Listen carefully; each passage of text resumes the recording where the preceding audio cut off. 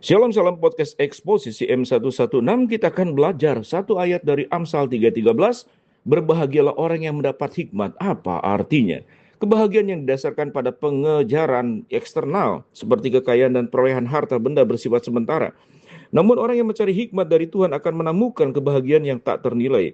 Berbahagialah orang yang mendapat hikmat dan orang yang memperoleh kepandaian karena hasilnya melebihi keuntungan perak dan hasilnya melebihi emas murni. Ia lebih berharga daripada batu rubi dan apapun yang diinginkan orang tidak dapat menyamainya. Amsal 3 ayat 13-15.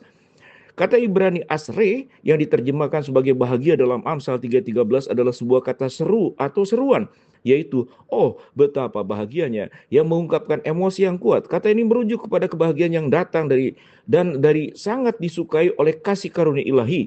Kata ini secara bergantian diterjemahkan sebagai diberkati dan sukacita. Orang yang menemukan hikmat sangat diberkati dan disukai oleh Tuhan. Selain itu, istilah yang diterjemahkan sebagai bahagia ini berbentuk jamak dalam bahasa aslinya. Seperti dalam Mazmur 1 ayat 1, Mazmur 119 ayat yang pertama. Kata ini dapat diterjemahkan sebagai oh betapa diberkatinya. Kata ini diulang di akhir bagian ini tentang kelayakan mengejar hikmat. Hikmat adalah pohon kehidupan bagi mereka yang memeluknya, berbahagialah mereka yang memegangnya erat-erat. Amsal 3:18. Raja Salomo ingin para pembacanya memahami bahwa hikmat itu langka dan tak ternilai harganya. Hikmat lebih menguntungkan daripada menemukan perak dan emas. Lebih berharga daripada batu rubi. Mazmur 19 ayat yang ke-10. Kita harus menginginkannya dan memintanya kepada Tuhan. Jika di antara kamu ada yang kekurangan hikmat, hendaklah ia meminta kepadanya yang memberikan hikmat kepada semua orang dengan murah hati dan tidak mencela. Maka hal itu akan diberikan kepadamu. Yakobus 1 ayat yang kelima. Hikmat harus dikejar seperti seorang pemburu yang mencari harta karun yang terpendam.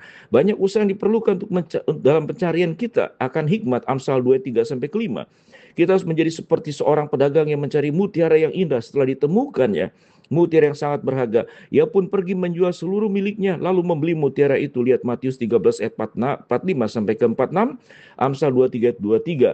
Firman Tuhan memberikan hikmat. Ulangan 4 ayat ke-6, Mazmur 119 ayat ke-9, 8, 2 Timotius 3 ayat 15. Jika kita mempelajari kitab suci dan mencari hikmat dengan semangat dan dedikasi yang sama seperti kita mencari harta karun yang hilang, kita akan menemukannya. Dan setelah menemukan hikmat, kita akan menemukan kebahagiaan sejati yang kekal. Pengkhotbah 2:26.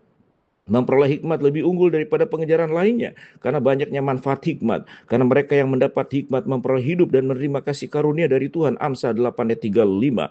Pada akhirnya hikmat berasal dari Tuhan. Itu adalah hikmat yang sama yang ia telah gunakan untuk menciptakan dunia. Amsal 8 ayat 1 sampai dengan ke-36. Salah satu manfaat bahwa hikmatnya menjadi pohon kehidupan memberikan orang bijak sekilas atau rasa awal dari surga. Lihat Wahyu 22 ayat 1 sampai ke-2. Analogi pohon kehidupan itu menggambarkan mimpi dan keinginan yang terpenuhi. Lihat Amsal 13 ayat 12. Dan sangat erat kaitannya dengan sumber kehidupan. Amsal 13 ayat 14, 14 ayat 27, 16 ayat 22. Berbahagialah orang yang menemukan hikmat karena pada akhirnya hal itu menuntun kepada hidup kekal bersama dengan Allah. Lihat 1 Korintus 2 ayat 1 sampai dengan ke-16. Alkitab mengatakan bahwa Yesus sendiri adalah hikmat. Di dalam dialah tersembunyi segala harta hikmat dan pengetahuan. Kolose 2 ayat 2 sampai 3. Lihat juga 1 Korintus 1 ayat 24. Dalam rencana keselamatan Allah yang luar biasa, Yesus adalah kuasa dan hikmat Allah. 1 Korintus 1 ayat 25. Ketika kita menerima Kristus sebagai Tuhan dan Juru Selamat, Roh-Nya datang untuk tinggal di dalam kita. Allah telah mempersatukan kamu dengan Kristus Yesus supaya kamu menjadi hikmat bagi kamu dan supaya kamu dibenarkan olehnya di hadapan Allah. 1 Korintus 1 ayat 30.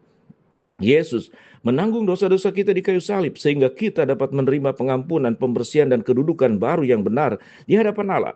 Dia menebus kita dengan darahnya dan membebaskan kita dari dosa. Roma 3:23 sampai 26, 1 Korintus 6 ayat ke-20, Efesus 1 ayat yang ke-7. Yesus adalah harta kita yang paling berharga. Dia adalah hikmat dari Allah yang diutus untuk hidup dan mati bagi kita, menyediakan karunia yang tak terlukiskan berupa kehidupan kekal. Di dalam Dia kita memperoleh semua harta surga, kekayaan, kehormatan, kemuliaan, sukacita di hadirat Allah selamanya. Betapa diberkatinya dan sungguh bahagianya pria atau wanita yang menemukan hikmat dari Allah di dalam Kristus Yesus. Itulah podcast arti berbahagia yang mendapat hikmat. Amsal 3:13. Shalom.